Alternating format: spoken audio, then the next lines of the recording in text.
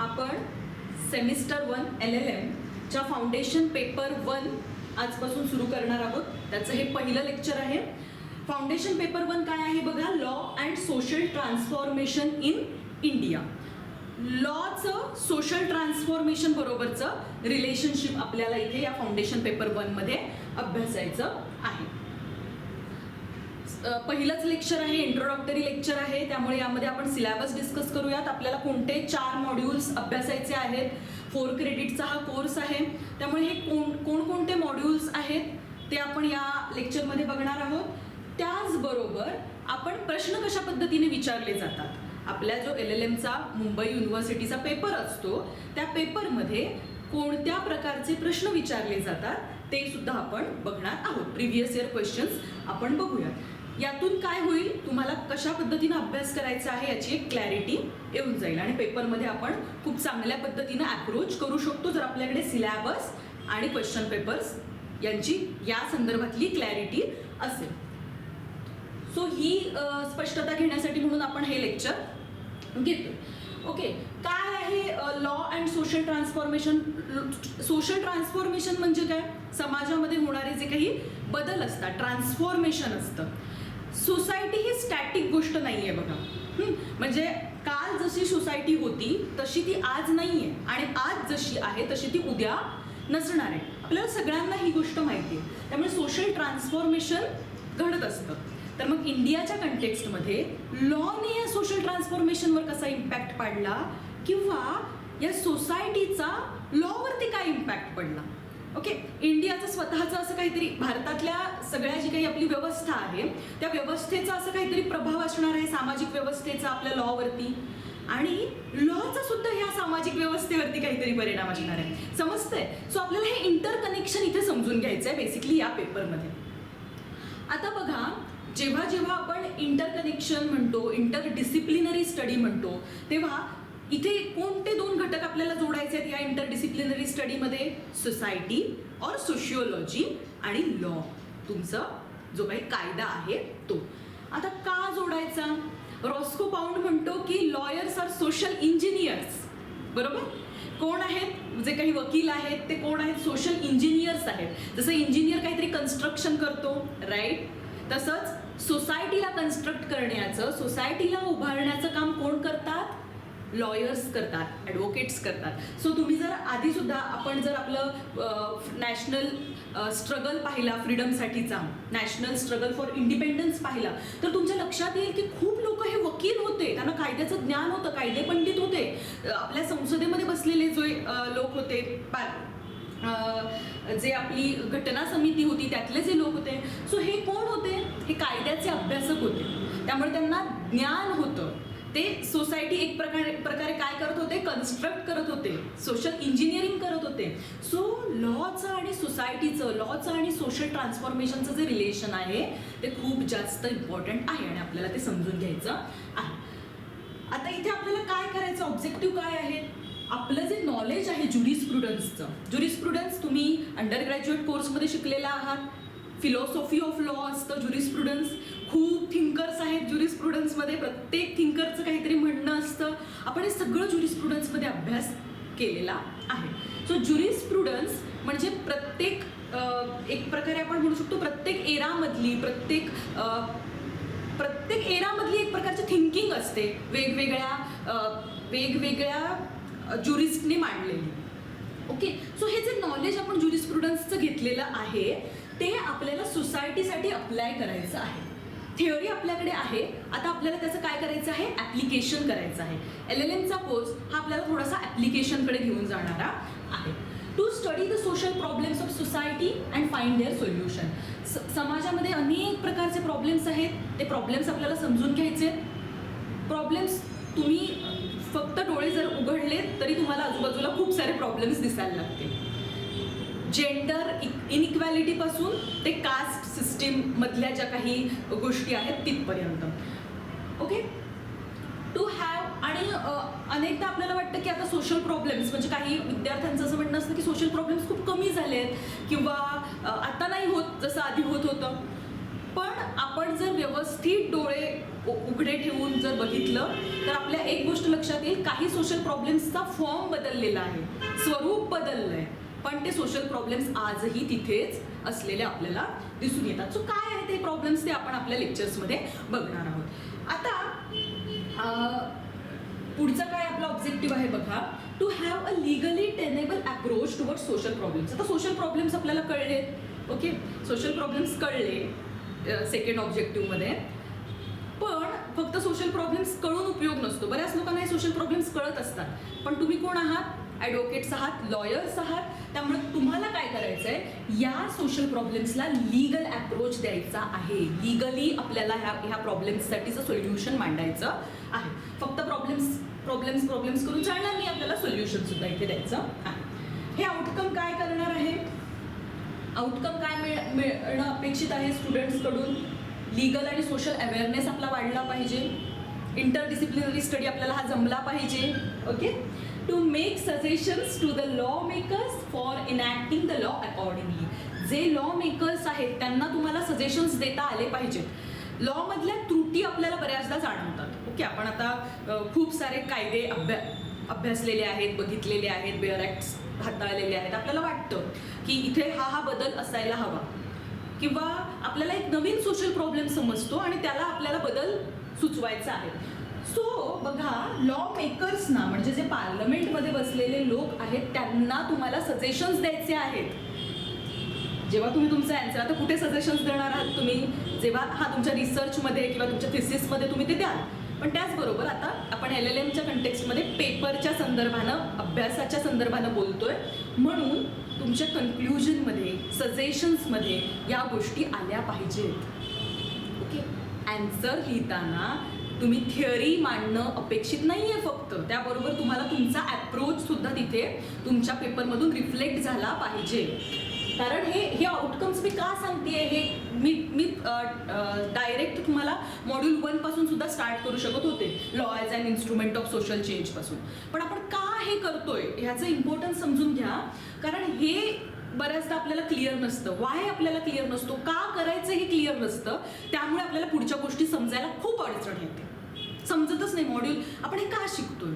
हां, माहिती आहे आम्ही सुद्धा. आणि बऱ्याचदा असं होतं की BLLB करून आलेल्या विद्यार्थ्यांचं असं असतं की सोशलॉजी आधीच अभ्यासलंय, आता हे परत काय आहे? परत यासाठी आहे की तुम्हाला इथे आता थोडा एक अप्रोच वर जायचा आहे, एक स्टेप तुम्हाला वर जायची आहे. सो हे समजून घ्या. To make suggestions regarding implementation of law through appropriate mechanism. Suggestions द्यायचे कशाच्या संदर्भातले? इम्प्लिमेंटेशन ऑफ लॉ आणि अप्रोप्रिएट मेकॅनिझम सुद्धा द्यायचं आहे, समजवायचं आहे. सो इथपर्यंत क्लिअर आहे की काय आउटकम्स आणि काय ऑब्जेक्टिव्ह आहेत बेसिकली या लॉ अँड सोशल ट्रान्सफॉर्मेशन या कोर्सचे. आता आपला आपण पुढे जाऊन आपले मॉड्यूल्स बघूयात आणि मॉड्यूल्समधले काय सब पॉईंट्स आहेत जे आपल्याला आता पुढच्या लेक्चर्समध्ये बघायचे आहेत ते बघूया. मॉड्यूल 1 काय आहे बघा, law and social change. Law and social change. आता या दोघांचा एकमेकांवर काय प्रभाव पडतो हे बघायचं आहे. Law as an instrument of social change. Social change एक एक्झाम्पल म्हणून आपण जर लॉच्या कंटेक्स्टमध्ये बघितलं तर आपल्या देशामध्ये सती प्रथा होती, बरोबर आहे. ती सती प्रथा, कायदा आला, राजा राममोहन रॉय होते आणि एक कायदा येतो ब्रिटिश गव्हर्नमेंटच्या काळामध्ये, कॉलोनायझेशनच्या एरामध्ये, आणि त्या कायद्यानंतर आपल्याला एक मेजर सोशल चेंज दिसायला लागतो. त्याचबरोबर चाइल्ड मॅरेज. आता कालच्याच महाराष्ट्र टाइम्सला न्यूज आहे की आजही बऱ्याच प्रमाणामध्ये भारतामध्ये बालविवाह होत आहेत. बालविवाहाची समस्या अजूनही संपलेली नाही आहे. त्यांनी अगदी स्टॅटिस्टिक्स सुद्धा दिलेलं आहे की कोणत्या प्रदेशामध्ये जास्त प्रमाणामध्ये होतं आहे आणि कोणत्या प्रदेशामध्ये कमी प्रमाणामध्ये होतं आहे वगैरे वगैरे. सो सोशल चेंज लॉनं घडवलं आहे, पण आजही आपल्याला हे सोशल प्रॉब्लेम्स दिसून येतात.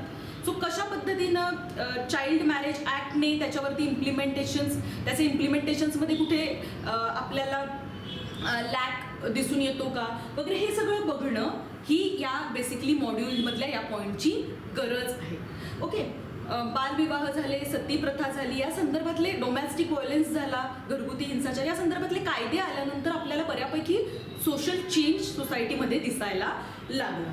अजूनही खूप जास्त प्रमाणावर आपल्याला त्या सोशल चेंजकडे जायचं आहे. Okay, law as a product of traditions and cultures.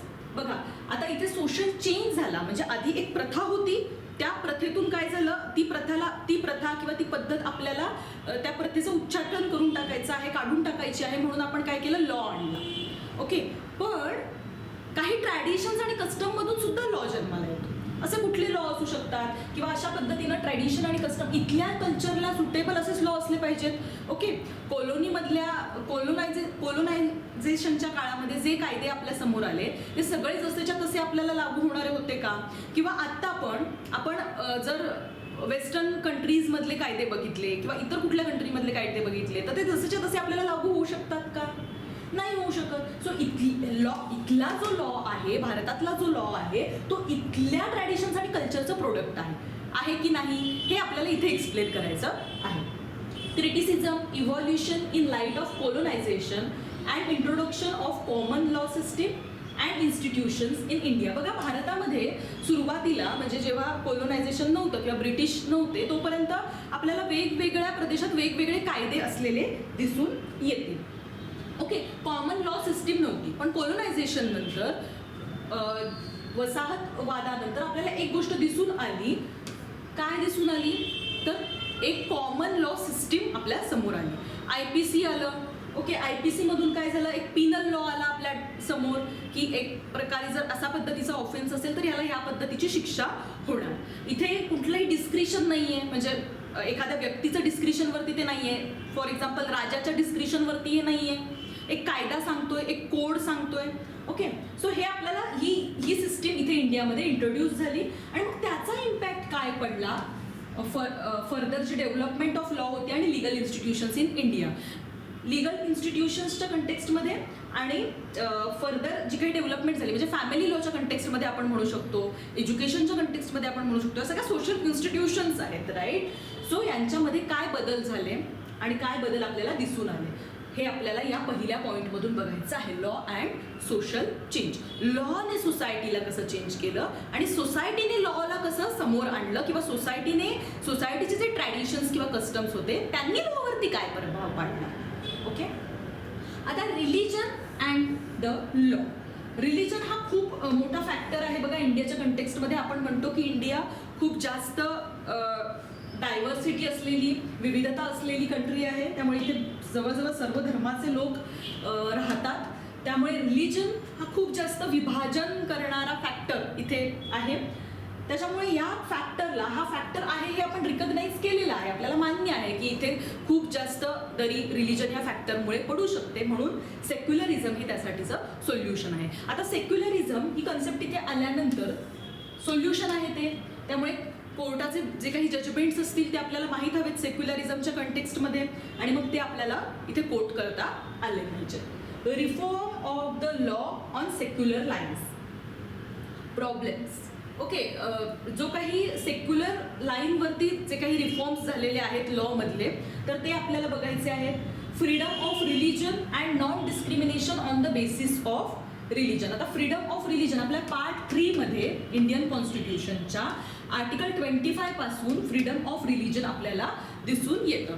So 25, 26, 27, 28 आपल्याला इथे फ्रीडम ऑफ रिलीजन मध्ये बघायचं आहे. म्हणजे याच्या ज्या बेसिक तुमच्या कन्सेप्ट्स आहेत त्या क्लिअर असायला हव्यात. काय फ्रीडम ऑफ रिलीजन आपलं कॉन्स्टिट्यूशन देतं आणि non discrimination on the basis of religion. आता इंडियाच्या कंटेक्स्टमध्ये आपली सेक्युलरिझमची व्याख्या काय आहे हे सुद्धा इथे क्लिअर असायला हवं. कारण अदर कंट्रीजमध्ये जर तुम्ही बघितलं तर सेक्युलरिझम म्हणजे कुठल्याही प्रकारचा धर्म नसणं किंवा कुठलाही प्रकारचा धर्म स्टेटनं रिकग्नाइज न करणं.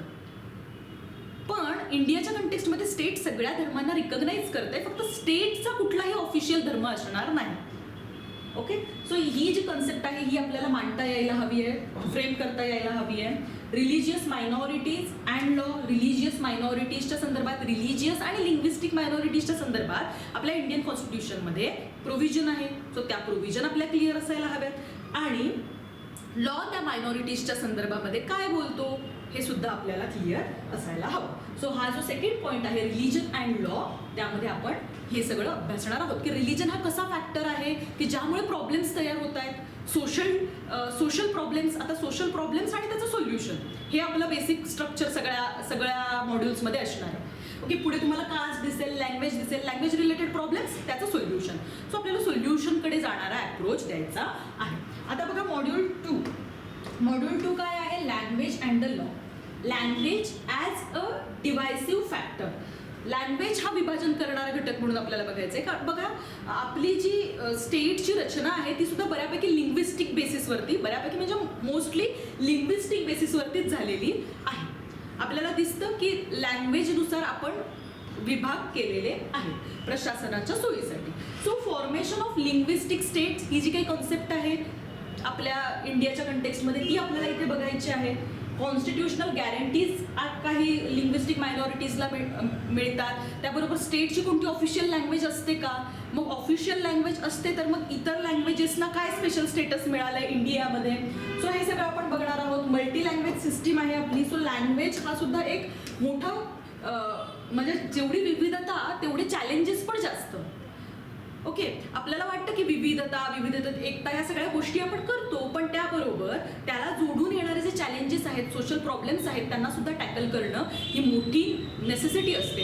इंडियन कॉन्स्टिट्यूशन बनायलाच एवढा वेळ का लागला, कारण इथली विविधता आणि इथल्या विविधतेला टॅकल करत त्यांना सगळ्या प्रोव्हिजन्स बनवायचे. हा इझी टास्क नाही आहे. ओके, त्यामुळे non discrimination on the ground of language.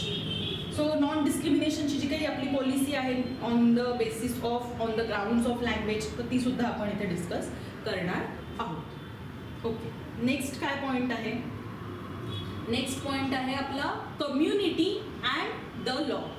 Caste as a divisive factors. आता कम्युनिटीच्या रिलेटेड आला, पहिली आपण प्रॉब्लेम बघितला. पहिलं तर आपण बघितलं law as an instrument of social change. हा आपला पहिल्या मॉड्यूलमधला पहिला पॉईंट आहे. त्यानंतर आपण म्हणतोय की आपण काय अभ्यासायचं आहे, रिलीजन हा फॅक्टर अभ्यासायचा आहे. त्यानंतर लँग्वेज हा फॅक्टर अभ्यासायचा आहे. आणि आता आपण अभ्यासतोय कास्ट. ओके, हा पुढे आपल्याला आपण जेव्हा मॉड्यूल वाईज लेक्चर्स कंडक्ट करू त्याच्यामध्ये हा फॅक्टर पुढे असणार आहे. So non discrimination on the ground of caste. आता non discrimination on the ground of caste. आता non discrimination on the ground of language होता आधीच्या मॉड्यूलमध्ये. आता इथे कास्टच्या बेसिसवर आहे. कास्ट हा इंडियाच्या कंटेक्स्टमध्ये खूप युनिक आणि त्याचबरोबर खूप जास्त क्रुशियल फॅक्टर आहे असं आपण म्हणू शकतो. Acceptance of caste as a factor to undo past injustice. आता बघा कास्ट आपण म्हणतो की इक्वॅलिटी आहे, मग कास्ट बेस्ड गोष्टी आणि ह्याचा आपण विचार करायचा का करतो, तर कास्ट हा फॅक्टर आपल्याला ॲक्सेप्ट करावा लागेल पहिली गोष्ट. ओके, आपण म्हणतो इक्वॅलिटी आली, आता सगळे समान झाले, आता काय गरज आहे ॲक्सेप्टन्सची. तर हे जेव्हा आपण ॲक्सेप्ट करू तेव्हाच आपण हा जो आपला पास्ट इनजस्टिस आहेत, जे आपल्या बाबतीत चुकीच्या ज्या काही पर्टिक्युलर कास्टच्या बाबतीत ज्या काही चुकीच्या गोष्टी झालेल्या आहेत त्या आपण अंडू करू शकतो. ओके, सो तो पहिला फॅक्टर आपल्याला ॲक्सेप्ट करावा लागेल की हा ही इंडियन सोसायटीची हार्श रियालिटी आहे. इथे डिस्क्रिमिनेशन झालेलं आहे आणि त्या डिस्क्रिमिनेशनला जर आपल्याला दूर करायचं असेल आणि एक नवीन सोशल ट्रान्सफॉर्मेशन करायचं असेल, आपला सब्जेक्ट. सो सोशल ट्रान्सफॉर्मेशन करायचं असेल तर आपल्याला काय करावं लागणार आहे, जे काही पास्टमधलं इनजस्टिस होते त्यांना अंडू करण्यासाठी हा जो कास्ट फॅक्टर आहे त्याला ॲड्रेस करावं लागणार आहे. प्रोटेक्टिव्ह डिस्क्रिमिनेशन आहे. बघा जे आपले अफर्मेटिव्ह ॲक्शन्स आहेत, रिझर्वेशन्स वगैरे पॉलिसीज, सो त्या सगळ्या आपल्याला ह्या प्रोटेक्टिव्ह डिस्क्रिमिनेशनमध्ये येणार. आता बघा जे समान आहेत त्यांना समान ट्रीट करणं आणि जे आधीपासून असमान आहेत त्यांना असमानतेच्या लाईनवरती आपल्याला त्यांना एक ग्रुप बनवून काय करावं लागणार आहे, ट्रीट करावं लागणार आहे. सो ही जी कॉन्सेप्ट आहे ती आपल्याला इथे समजून घ्यायची आहे. त्यानंतर schedule caste, tribes, backward classes आणि मग reservation, statutory commission, statutory provisions. स्टॅट्यूटने घालून दिलेले जे काही बॅकवर्ड क्लास कमिशन्स असतील किंवा ज्या काही घटनात्मक गोष्टी असणार आहेत, स्टॅट्युटरी गोष्टी असणार आहेत, कॉन्स्टिट्युशनल मेजर्स आहेत, त्याचबरोबर स्टॅट्युटरी मेजर्स आहेत. तर हे सगळे आपल्याला या अंडर बघायचे आहेत. आणि हे कशाच्या रिलेटेड आहे, कास्टच्या रिलेटेड आहे. लँग्वेज आणि कास्ट रिलेटेड आपलं सेकंड मॉड्यूल आहे. आता थर्ड मॉड्यूल काय आहे बघा, woman and the law. Okay, crimes against woman specific आपल्या सगळीकडेच आपल्याला हे दिसून येतं. जेव्हा आपण क्रिमिनल लॉचे जे विद्यार्थी असतील ते यासोबत रिलेट करू शकतात की काय आहे क्राईम अगेन्स्ट वुमन जे आहे ते आपल्याला आपल्या IPC मध्ये सुद्धा होतं, पण आता तर BNS मध्ये प्रॉपर आपल्याला काय दिसून येतो, प्रॉपर आपल्याला पार्ट क्राईम अगेन्स्ट वुमनचा दिसून येतो. सो ते थोडंसं आपल्याला बघायचं आहे. त्याचबरोबर gender injustice and it's various form. Gender injustice हा सोशल इश्यू आहे. आपण आपल्या सोसायटीमध्ये जर पाहिलं तर स्त्रिया खूप जास्त जेंडर इनजस्टिस फेस करतायत, पण फक्त स्त्रिया आहेत का तर नाही. आपल्याला इथे अजून एक इश्यू ॲड्रेस करायचा आहे, तो म्हणजे ट्रान्सजेंडर राईट्सचा असेल, LGBTQ कम्युनिटीचा असेल, त्या रिलेटेड जे काही जजमेंट्स आहेत. कारण जेंडर ही कन्सेप्ट आपल्याला आधी समजून घेणं गरजेचं आहे. त्यामुळे आता आपण जेंडरकडे थोडं सिरियस नोटवरती बघायला लागलेलो आहोत जेव्हापासून आपल्याकडे काही जजमेंट्स आलेले आहेत कोर्टाचे. सो वुमन कमिशन हे सगळं आपण बघणार आहोत या पॉईंटवर. वुमन्सच्या कमिशन्स आहेत, तर वुमन कमिशन कशा पद्धतीने काम करते, मग ते प्रोटेक्शन, रिहॅबिलिटेशन आणि या सगळ्याच्या कंटेक्स्टमध्ये काय हा रोल आहे वुमन कमिशनचा ते आपण बघणार आहोत. आणि आता फक्त वुमन कमिशन दिली, वुमन्सला सगळ्या गोष्टी दिल्यानंतर भागणार नाही. आता एम्पॉवरमेंट ऑफ वुमन आहे. ओके, आता एम्पॉवरमेंट ऑफ महिला सशक्तीकरणावरती आपण इथं बोलतोय. हां, आणि आता ह्या पलीकडे जाऊन, आता इथे तर सिलेबसचा पॉईंट संपतो, पण या पलीकडे जाऊन महिलांचा विकास, ते आपल्याला इथपर्यंत जायचं आहे की महिलांच्या नेतृत्वाखाली विकास.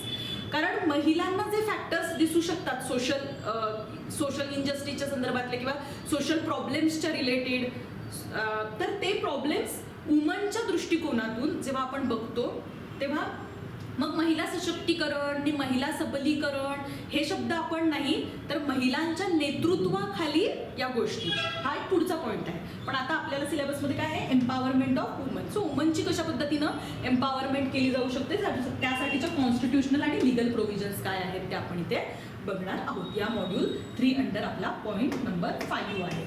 त्यानंतरचा पॉईंट आहे चिल्ड्रन अँड द लॉ. बघा, सेकंड मॉड्यूलमध्ये आपण लँग्वेज आणि कास्ट बघितलं, आता आपण बघतोय वुमन आणि चिल्ड्रन. आता वुमन आणि चिल्ड्रनमध्ये चाइल्ड लेबर ही खूप हार्श रियालिटी आहे सोसायटीची. खूप जास्त प्रमाणावर चाइल्ड लेबर्स आपल्याला दिसून येतात. चाइल्ड लेबर्स आणि मग त्या रिलेटेड काही जजमेंट्स आपल्याकडे आहेत. क्रॅकर्स, फटाक्यांची जी कंपनीज असतात तिथे मोठ्या प्रमाणावर चाइल्ड लेबर्स हायर केले जातात. वेअरएज ते खूप हजार्डस आहे, खूप जास्त धोका आहे त्या इंडस्ट्रीकडून मुलांसाठी, तरी सुद्धा आपल्याला तिथे खूप मोठ्या प्रमाणावरती लहान मुलं दिसून येतात. त्याचबरोबर लहान मुलं हा चीप काय म्हणतात त्याला आपण खूप चीपर आहे ना, चीपर वर्कर आहे किंवा खूप कमी पैसे दिले तरी चालणार आहेत. सो त्यामुळे लहान मुलं आपल्याला कुठे दिसून येतात फॅक्टरीज आणि या सगळ्या गोष्टींमध्ये. सो सेक्शुअल एक्सप्लॉयटेशन पण आहे लहान मुलांचं. आता सेक्शुअल एक्सप्लॉयटेशन म्हटल्यानंतर फक्त ते मुलींच्या संदर्भात होतं असं नाहीये, तर मुलांचं सुद्धा होतं आणि त्या रिलेटेड सुद्धा केसेस आहेत. सो ते सुद्धा तुम्हाला ॲड्रेस केलं पाहिजे. जेंडर न्यूट्रल होण्याचा आपण खूप जास्त प्रयत्न करायचा आहे. ही लिहिल्यानंतर आपल्याला लिहिणं सुचलंच पाहिजे. ओके, कारण यातून आन्सर खूप जास्त चांगल्या पद्धतीने फ्रेम होऊ शकतं, हा तर म्हणजे याच्यात काही डाऊटच नाही. पण त्याचबरोबर जेव्हा तुम्ही स्वतःला, मी जसं म्हटलं रॉस्को पाउट ते सोशल इंजिनियर्स म्हटले, तर आपण जर सोशल इंजिनियर्स असू तर आपल्याला त्या दृष्टीने विचार सुद्धा करता आला पाहिजे. अडॉप्शन अँड रिलेटेड प्रॉब्लेम्स, लहान मुलांचे अडॉप्शन्स होतात आणि त्या रिलेटेड काही प्रॉब्लेम्स असतात. अडॉप्शन आणि रिलेटेड प्रॉब्लेम्समध्ये आत्ताच रिसेंटली कोर्टानं एक जजमेंट दिलं आहे की ज्यामध्ये जी अडॉप्टिव्ह पॅरेंट्सची जी काही कास्ट असणार आहे किंवा जी कॅटेगरी असणार आहे ती जो कोणी चाइल्ड अडॉप्ट झालेला आहे त्यांच्याकडे त्याला लागू होईल. आता बघा, याच्यामध्ये सुद्धा वाद होते ना, म्हणजे आता कोर्टापर्यंत केस गेली म्हणजे वाद होते. काय म्हणणं होतं आधीच्या सगळ्या सिनारिओमध्ये की त्या लहान मुलाची कास्ट डिफाईनच नाहीये, तो कुठून आलाय, त्याचे पॅरेंट्स काय आहेत माहीत नाहीये. मग ज्यांनी त्याला अडॉप्ट केलं ते त्याचे लिगल पॅरेंट्स झाले आहेत. सो ते लिगल पॅरेंट्सची जी काही कास्ट आहे ती त्या मुलाला मिळायलाच हवी. त्याच्यात काही डाऊट असण्याची गरज नव्हती. पण हा प्रॉब्लेम क्रिएट झाला ना, सो हा प्रॉब्लेम क्रिएट झाला, तो कोर्टात गेला आणि त्याचं एक सोल्युशन आपल्याला समोर आलं. लेटेस्ट मधली न्यूजपेपरमध्ये जर तुम्ही वाचलं असेल तर ती केस आहे. सो हे असे जे काही प्रॉब्लेम्स आहेत, हा तर एक प्रॉब्लेम झाला, पण ॲडॉप्शन रिलेटेड अजून सुद्धा खूप जास्त प्रॉब्लेम्स आहेत. कमिशन्स असतात, मग ॲडॉप्शन रिलेटेड ते काम करतात. सो ते सगळं आपण बघणार आहोत. आणि children and education, right to education, RTI आणि RTE sorry. So right to education आणि हा जो काही सगळा डिस्कोर्स आहे तो सगळा आपण याच्यामध्ये बघणार आहोत चिल्ड्रन आणि एज्युकेशनमध्ये. पॅरेंट्सची ड्युटी आहे, फंडामेंटल ड्युटी आहे की त्यांनी आपल्या लहान मुलांना कुठे पाठवायचं आहे, शाळेत पाठवायचं आहे. सो हे सगळं इथे कव्हर होणार आहे. आता आपला नेक्स्ट मॉड्यूल आहे, 4th मॉड्यूल, ते मॉडर्नायझेशन अँड द लॉ. आता मॉडर्नायझेशन अँड लॉ वरती आपण इथे बोलणार आहोत. मॉडर्नायझेशन ही एक व्हॅल्यू आहे, बरोबर. तर ती व्हॅल्यू कशा पद्धतीची आहे हे आपल्याला इथे एक्सप्लेन करायचं आहे. त्यानंतर constitutional perspective reflects in the fundamental duties. कॉन्स्टिट्यूशनचा एक पर्स्पेक्टिव्ह 42nd अमेंडमेंटने आपल्याला फंडामेंटल ड्युटीज इंट्रोड्यूस झाल्या. तर आपण जेव्हा राईट्स म्हणतो तेव्हा त्याला जोडून ड्युटीज येतात. सो त्या ड्युटीज आपण, ड्युगेट हा जो आपला ज्युरिस्प्रुडन्समधला जो ज्युरिस्ट आहे ड्युगेट, तो म्हणतो the only right man can possess is to do his duty. तर प्रत्येक माणसाकडे एकच राईट असतो, तो म्हणजे त्याची ड्युटी करणं, कोट करायचं. ओके, आपल्याला जेव्हा आन्सर लिहायचं आहे तेव्हा हे कोट करायचं, हे लिहायचं आणि म्हणायचं की काय कॉन्स्टिट्यूशनमधून आपल्याला ड्युटीज समजतात. 42nd अमेंडमेंटने आपल्याला ड्युटीज इंट्रोड्यूस झाल्या, पार्ट 4 मध्ये आपल्याला दिसतात. सो रिफ्लेक्शन काय रिफ्लेक्ट होतं त्यातून, सायंटिफिक अप्रोच डेव्हलप करा, कॉन्स्टिट्युशनल व्हॅल्यूचा रिस्पेक्ट करा, त्याचबरोबर नॅशनल फ्लॅग, नॅशनल अँथमचा रिस्पेक्ट करा, आपल्या मुलांना शाळेत पाठवा. सो काय ह्या ड्युटीज आहेत आणि काय ह्याच्या मागचा कॉन्स्टिट्युशनल पर्स्पेक्टिव्ह आहे. तर मॉडर्न सोसायटीमध्ये सिटिझनची पण काहीतरी ड्युटी बनते, फक्त राजा काहीतरी प्रोव्हाइड करणार नाही ते घ्यायचं अशी सिस्टीम नाही आहे. त्याचबरोबर modernisation of social institutions through law, reforms in family law, social institutions आहेत वेगवेगळ्या प्रकारच्या. कायदे आल्यानंतर त्यांच्यामध्ये झालेले जे काही बदल आहेत ते आपल्याला अभ्यासायचे आहेत. त्यानंतर reforms of family law. Family लॉच्या कंटेक्स्टमध्ये फॅमिली लॉला आपण आर्टिकल 13 अंडर कन्सिडर करायचं की नाही. आर्टिकल 13 काय आहे, law in derogation with fundamental rights. Okay, so जे फंडामेंटल राईट्सच्या डेरोगेशनमध्ये असतील, विरोधात असतील लॉज, त्यांचं काय करायचं ह्या रिलेटेड आर्टिकल 13 आहे. प्री कॉन्स्टिट्यूशन असेल तर त्यामध्ये आपण काही डॉक्ट्रिन ऑफ सेव्हरेबिलिटी वापरतो, डॉक्ट्रिन ऑफ इक्लिप्स वापरतो आणि बदल करतो.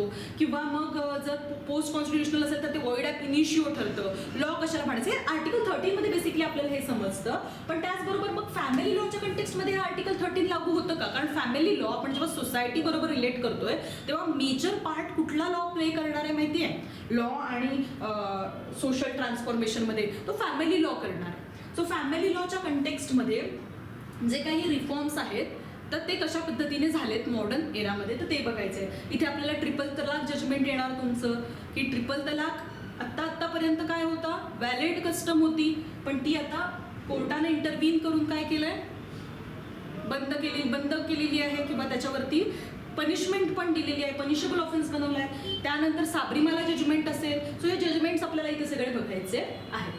ॲग्रियन reforms, industrialisation of agriculture, industrial reforms, free enterprises versus state regulation. बघा हे स्टेटचे जे काही सगळ्या ठिकाणी आपल्याला काही ठिकाणी रेग्युलेशन्स दिसून येतात. सो ॲग्रियन रिफॉर्म, ॲग्रिकल्चरच्या रिलेटेड जे काही मॉडर्न एरामध्ये रिफॉर्म्स झालेले आहेत लॉ आणि सोशल ट्रान्सफॉर्मेशनच्या कंटेक्स्टमध्ये ते आपण इथे बघणार आहोत.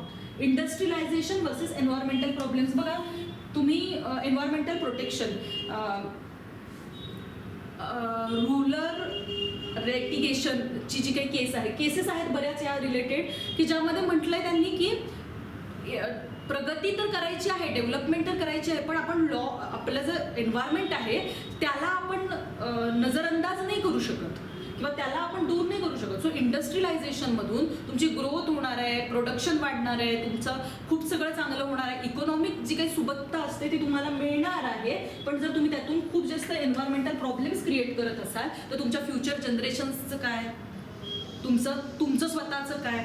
सो फ्युचर कुठेतरी आपण अंधारात ढकलतोय का. सो ह्या गोष्टींवरती आपण इथे सोशोलॉजिकल अँगल प्लस आपला लॉचा अँगल देऊन काय करणार आहोत, डिस्कशन करणार आहोत. रिफॉर्म ऑफ कोर्ट प्रोसेसेस, जी कोर्टमध्ये प्रोसेसेस चालायच्या सो त्याच्यामध्ये पण काही आता फास्ट ट्रॅक कोर्ट इंट्रोड्यूस झाले, अजून बऱ्याच गोष्टी ज्या काही आहेत तर त्या रिफॉर्म्स झाल्या मॉडर्नायझेशनमध्ये. मॉडर्न प्रॉब्लेमसाठी मॉडर्न सोल्युशन्स आपल्या समोर आले सो ते आपल्याला बघायचे आहेत.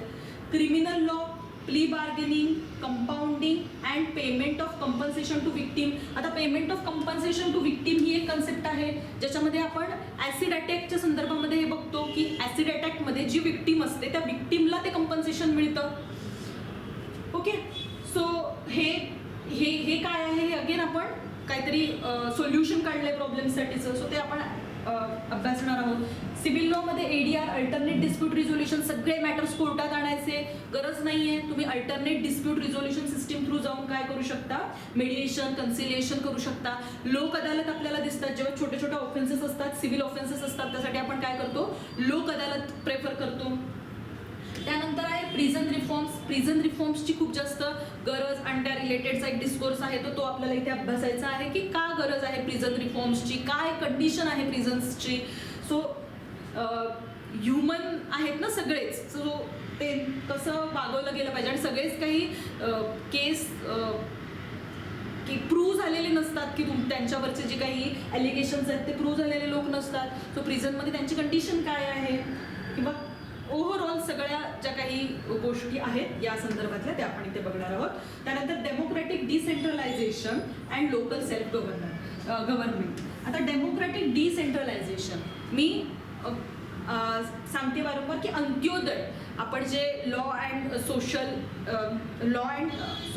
Constitutional law and challenges, new challenges हा जो मी सब्जेक्ट बघतोय तर त्यामध्ये आपण बघितलं होतं की अंत्योदय म्हणजे शेवटच्या माणसाचं काय झालं पाहिजे, भलं झालं पाहिजे, ही जी गांधीयन फिलॉसॉफी आहे. सो त्याचबरोबर काय तर सर्वोदय म्हणजे सर्वांचं भलं झालं पाहिजे. सो ही सुद्धा एक कन्सेप्ट आहे. आणि डेमोक्रॅटिक डिसेंट्रलायझेशन कोणत्या तरी एकाच व्यक्तीकडे, आपण फेडरलिझम ही कन्सेप्ट सुद्धा बघितली होती न्यू चॅलेंजच्या लेक्चरमध्ये. सो ती फेडरलिझम ही कन्सेप्ट जर आपल्या लक्षात आली असेल तर आपल्या लक्षात येतं की एकाच व्यक्तीकडे सगळं देणं इट्स नॉट डेमोक्रेसी, पण डेमोक्रॅटिक डिसेंट्रलायझेशन खूप जास्त इम्पॉर्टंट आहे. सो ते काय आहे आणि लोकल सेल्फ गव्हर्नमेंट काय आहे. 72, 73 ज्या काही आपल्या अमेंडमेंट्स झाल्या त्यातून जे लोकल सेल्फ गव्हर्नमेंट 1992ला आपल्या समोर आले, पंचायत राज व्यवस्था आली. सो हे सगळं काय इम्पॉर्टंट आहे मॉडर्नायझेशन अँड लॉच्या कंटेक्स्टमध्ये आपण इथे बघणार आहोत. Alternative approaches to law. आता अल्टरनेटिव्ह अप्रोचेस म्हणजे काय बघा, नक्षलाईट मुवमेंट्सबद्दल आपल्याला माहीत असेल. जेव्हा तुमचं लॉ अँड ऑर्डर फेल होतं, जेव्हा आपण खूप जास्त डिस्पॅरिटी तयार करतो तेव्हा ह्या मुवमेंट्स तयार होतात असं म्हटलं जातं, बरोबर आहे. सो या नक्षलाईट मुवमेंट्स काय आहेत, त्यांचे कॉजेस काय आहेत, क्युअर काय आहेत, म्हणजे लॉने दिलेल्या व्यवस्थेवरती लोकांचा विश्वास नसणं ही किती जास्त हार्मफुल गोष्ट आहे, ही किती जास्त हार्मफुल गोष्ट आहे आपल्याला इथे लक्षात येईल. ओके, सो कॉजेस काय आहेत आणि क्युअर काय आहे यासाठीचं ते आपल्याला इथे बघायचं आहे. सो नक्षलाईट मुवमेंट आपण व्यवस्थित या मॉड्यूलच्या लास्ट पॉईंटमध्ये अभ्यासणार आहोत. हा आपला ओव्हरऑल सिलेबस होता. बघा खूप इझी सगळे टॉपिक्स होते. कुठलाच टॉपिक मला वाटत नाही की तुम्हाला फॅमिलियर नसेल किंवा तुम्ही कधी अभ्यासलेला नसेल किंवा कधी बघितलाच नसेल. ओके, सोसायटीचाच पार्ट आहोत आपण सगळे, बरोबर आहे. त्यामुळे ही सोशोलॉजी जी काही आहे, सोशल सिस्टीम जी काही आहे ती काही आपल्याला नवीन नाही आहे. सो लॉ अँड सोशल ट्रान्सफॉर्मेशनचा जो पेपर आहे तो इझीच जायला हवा. ठीक आहे, आता आपण हे सगळे सोशल प्रॉब्लेम्स तर लिहायचे आहेत आणि त्याच्याबरोबर जे काही क्वेश्चन्स येतात, आता काय पद्धतीचे क्वेश्चन्स विचारले जातात ते आपण बघूया. ओके, प्रिव्हियस इयर क्वेश्चन्समध्ये कोणते क्वेश्चन्स आपल्याला दिसतात ते आपल्याला इथे बघायचं आहे. ओके, सो हा 2025चा पेपर आहे, 2025चा मागच्याच वर्षीचा पेपर आहे आणि आपण बघूया. ठीक आहे, काय क्वेश्चन्स आहेत बघा. Critically examine the extent to which law has served as an instrument of social change in India. Critically examine the extent to which law has served as an instrument of social change in India. Module 1 मधला पहिला point आहे आपला law as an instrument of social change. आपण याच्या under जे काही points बघणार ते इथे तुम्हाला लिहायचे आहेत आणि क्रिटिकली एक्झामाइन करायचे. ओके, म्हणजे तुम्हाला थोडंसं त्याच्याबद्दल क्रिटिकल अनालिसिस तुमचं स्वतःचं दिलं पाहिजे, तुम्हाला ते तपासता आले पाहिजे. हां, आपण मी जसं सांगितलं की चाइल्ड मॅरेज ॲक्टनी चाइल्ड मॅरेज रोखण्यासाठीच्या जो काही ॲक्ट आहे त्यानं काय केलंय, चाइल्ड मॅरेजचं प्रमाण कमी झालेलं आहे law as an instrument of social change. पण खरंच झालंय का? कालच्या पेपरमध्ये बातमी आहे काय की खूप जास्त प्रमाणावरती अजूनही चाइल्ड मॅरेजेस होत आहेत अजूनही, आणि मोस्ट ऑफ द विक्टिम्स या मुली आहेत ज्या 18 वर्षाच्या पेक्षा कमी आहेत. क्रिटिकल होता आलं पाहिजे प्रत्येक पॉईंटला. तुम्ही तुमचं पॉईंट द्या, तुमची थिअरी द्या, पण त्याला क्रिटिकली एक्झामाइन करायचं. बघा इथे जर क्वेश्चनची रिक्वायरमेंट नाही समजून घेतली तर क्वेश्चन फेल जातो. तुम्हाला law as an instrument of social change माहिती आहे, पण त्याला क्रिटिकली एक्झामाइन पण करायचं होतं ना, ते विसरून नाही चालणार. सो इंट्रोडक्शन पासून कन्क्लुजनपर्यंत लिहिताना ही गोष्ट आपल्याला ध्यानात ठेवायची आहे. आपला एक पॉईंट तरी क्रिटिकल ॲनालिसिसचा असला पाहिजे. ओके. त्यानंतर discuss the constitutional provisions related to official language of India. Constitutional provisions discuss करायच्या, कॉन्स्टिट्यूशनच्या प्रोव्हिजन्स तुम्हाला लिहायच्या, डिस्कस करायच्या. सिम्पली तुम्हाला कॉन्स्टिट्यूशनच्या प्रोव्हिजन्स इथे मांडायच्या. How does the multi language system reflect the federal structure and cultural diversity of India.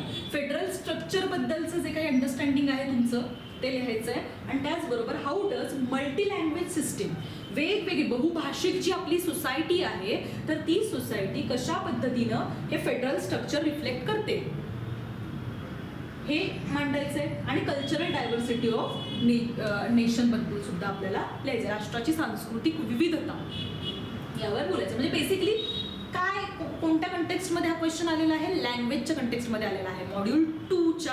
Module 2 मधला पहिला पॉईंट आहे हा लँग्वेज रिलेटेड. ओके.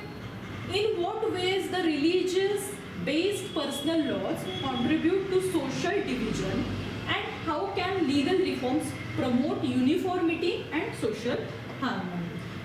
बघा रिलीजन बेस्ड जे पर्सनल लॉज असतात, पर्सनल लॉज कन्सेप्ट तुम्हाला क्लिअर असणार आहे की प्रत्येक धर्माचे वेगवेगळे असे आपले कायदे आहेत. Marriage related, adoption related, guardianship, maintenance, सगळ्या रिलेटेड.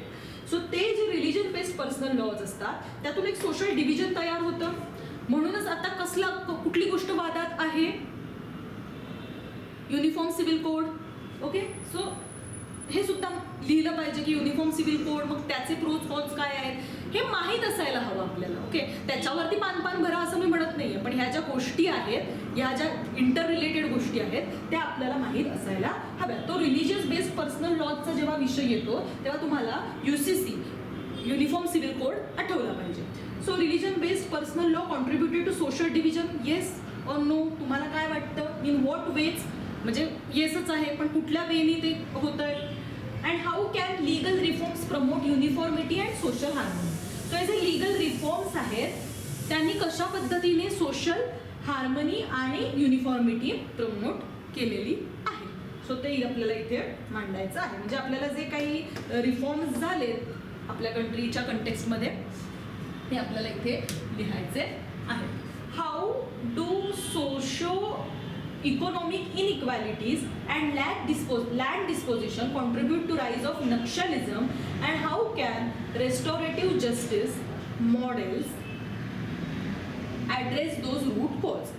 आता हे आपल्या नक्षलिझमच्या रिलेटेड जो लास्ट पॉईंट होता आपला त्या रिलेटेड हा क्वेश्चन आलेला आहे. Socio economic inequalities and land disposition, जी लँड काढून घेतली जाते, जल, जंगल, जमीन हा जो एक प्रॉमिनंट घटक आहे. सो त्याच्यात पुढे गेलं किंवा त्याच्यामध्ये इंटरफिअरन्स झाला तर काय होतंय, तर राईज ऑफ नक्षलिझम आपल्याला दिसून येतं. And how can restorative justice model addresses those root causes. आणि हे जे आपलं रेस्टोरेटिव्ह जस्टिसचं मॉडेल आहे ते रूट कॉजला कसं ॲड्रेस करत आहे, कॉजेस आणि इफेक्ट हे दोन्ही आपल्याला या पॉईंटमध्ये आपण मॉडेल जेव्हा बघू तेव्हा तुमच्या लक्षात येणारच आहे, तेव्हा तुम्हाला हा क्वेश्चन ॲड्रेस करता येईल. Evaluate the role of judicial activism. बघा यातले सगळे पॉईंट्स ॲड्रेस झाले पाहिजेत. 25 मार्काचा प्रश्न आहे. ठीक आहे. Evaluate the role of judicial activism and state enforcement in eliminating child labour. Judicial activism म्हणजे सगळ्या केस लॉज तुम्हाला इथे लिहायच्या आहेत. MC मेहतावाली केस आहे, त्यानंतर बऱ्याच केसेस आहेत जिथे आपल्याला ज्युडिशियल ॲक्टिव्हिझम सुद्धा दिसून येतोय बऱ्याच केसेसमध्ये. सो तो लिहायचा आहे. आणि state enforcement in eliminating child labours. आणि स्टेटने काय मेजर्स घेतलेले आहेत चाइल्ड लेबर्सना दूर करण्यासाठी. सो ते आपल्याला इव्हॅल्युएट करायचं आहे. इव्हॅल्युएट करायचं आहे म्हणजे परत एकदा क्रिटिकली एक्झामाइन सारखंच इव्हॅल्युएशन आपलं दिसलं पाहिजे त्याच्यामध्ये. ठीक आहे, तेव्हा ते 25 मार्काला जस्टिफाय होणार आहे. Critically examine the role of constitutional mandates and statutory provisions in empowerment of woman in India. वुमनच्या कंटेक्स्टमध्ये हा क्वेश्चन आलेला आहे. एम्पॉवरमेंट ऑफ वुमन एक स्ट्रेट पॉइंट. बघा सगळे क्वेश्चन्स आपल्या सिलेबसच्या पॉईंटवरती आहेत आणि सिलेबसमध्ये एवढे पण काही पॉईंट नाही आहेत की जे आपण प्रिपेअर करून जाऊ शकतो. इथे चुकलंच नाही पाहिजे किंवा याच्यात काही अनप्रेडिक्टेबल किंवा काय आकाशातून क्वेश्चन पडणारच नाही आहे. इथे प्रेडिक्टेबल पेपर आहे पूर्णपणे. तुमचा जो सिलेबस आहे आणि तुम्ही प्रिव्हियस इयर क्वेश्चन्स काही प्रॅक्टिस करून गेलात, पेपर सोपाच जाणार आहे. ठीक आहे. Role of constitutional mandates and statutory provisions in empowerment of woman in India. To what extent have this legal measures succeed in achieving gender justice. So legal measures जे काही घेतले गेले त्याच्यातून जेंडर जस्टिस आपल्या समोर दिसतोय का हे आपल्याला इथे मांडायचं आहे. इथले पण सगळे points critically examine the role of constitutional mandates, त्याच्यानंतर स्टॅट्युटरी प्रोव्हिजन्स आल्या पाहिजे. एम्पॉवरमेंट ऑफ वुमन ही काय कन्सेप्ट आहे इंडियामध्ये ती लिहिली गेली पाहिजे. To what extent have this measures succeed in achieving gender justice. कुठल्या एक्सटेंटपर्यंत सक्सेस झालंय, फेल झालंय का, अजून पण आपल्याला व्हायलन्स दिसतोय, अजून पण जे ऑफेन्सेस अगेन्स्ट वुमन आहेत ते प्रॉमिनंट आपल्याला दिसत आहेत. आजही आपल्याला खूप साऱ्या केसेस, निर्भया केस असेल आणि बाकीच्या ज्या काही तुम्हाला ज्या केसेस आपण ज्या काही अभ्यासणार आहोत आपल्या मॉड्यूलमध्ये, तो त्या सगळ्या तिथे मांडायच्या आहेत, लिहायच्या आहेत. त्यानंतर शॉर्ट नोट्स आहेत. प्रोटेक्टिव्ह डिस्क्रिमिनेशन, संरक्षणात्मक भेदभाव. प्रोटेक्टिव्ह डिस्क्रिमिनेशन अफर्मेटिव्ह ॲक्शन असते. ठीक आहे, हे आपण बघणार आहोत. त्यानंतर agrarian reform, child adoption and related problems आणि राईट ऑफ लिंग्विस्टिक मायनॉरिटीज. आता याच्यात सुद्धा काही वेगळं काय आलं आहे का, हे सगळे पॉईंट्स कुठे आहेत आपल्या सिलेबसमध्ये जसेच्या तसे आहेत. ठीक आहे, अजून एक पेपर आपण बघूयात याच्या आधीच्या वर्षीचा.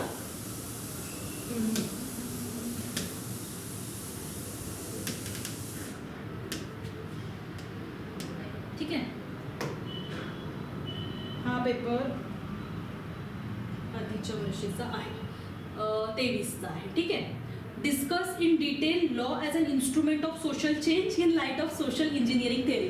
सोशल इंजिनिअरिंग थेअरी मी सांगितली, आपण ती डिटेलमध्ये शिकणारच आहोत. पण बघा मागच्या पेपरमध्ये जो पहिला प्रश्न होता law as a social change, तोच इथे पण आपल्याला दिसतो, instrument of social change. Module 1 मधला पहिला पॉईंट. जसेच्या तसे पॉईंट्सवरती क्वेश्चन्स विचारलेले आहेत. Explain the provisions related to freedom of religion. Freedom of रिलीजनच्या ज्या काही प्रोव्हिजन्स आहेत 25 पासून 28, त्या सगळ्या आपल्याला इथे लिहायच्या आहेत, एक्सप्लेन करायच्या आहेत.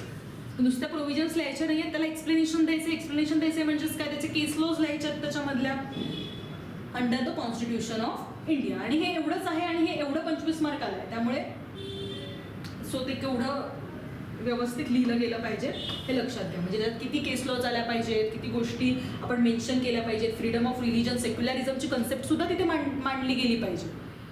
फक्त फ्रीडम ऑफ रिलीजन एवढाच क्वेश्चन प्लेन आहे म्हणून तिथेच तेवढंच काहीतरी ॲड्रेस करायचं, तेवढेच प्रोव्हिजन्स लिहायच्या 25, 26, 27, 28 आणि झालं म्हणजे मी सगळं लिहिलं असं नाही होत.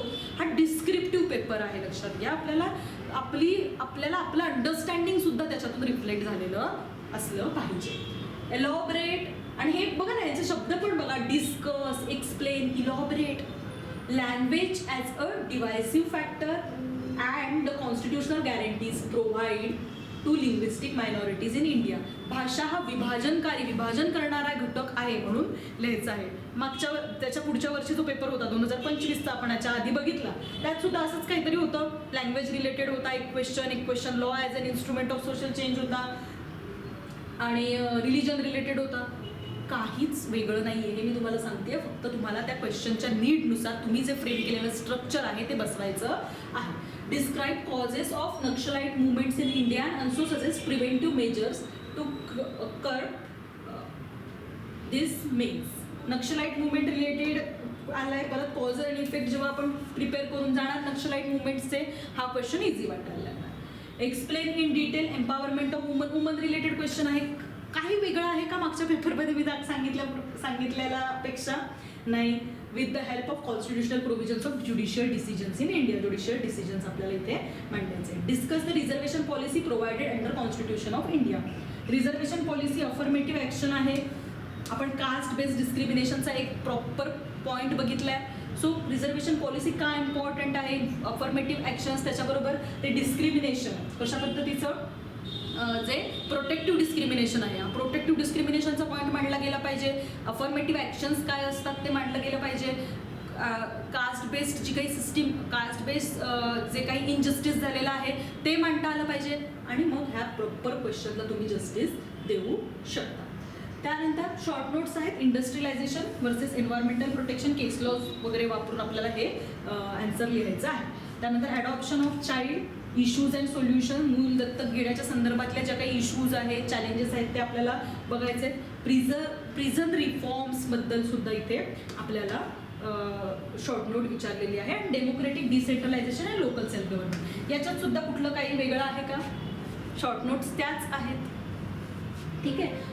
बेसिकली मला हे सांगायचं आहे की पेपर खूप जास्त रिपिटेटिव्ह असतो. LLMचा आपला जो काही हा फाउंडेशन लॉ पेपर 1 आणि पेपर 2 सुद्धा न्यू चॅलेंजेस सुद्धा खूप जास्त रिपिटेटिव्ह आहे. तुम्ही फक्त प्रिव्हियस इयर क्वेश्चन्स बघितलेत व्यवस्थित तरी तुमच्या लक्षात येईल.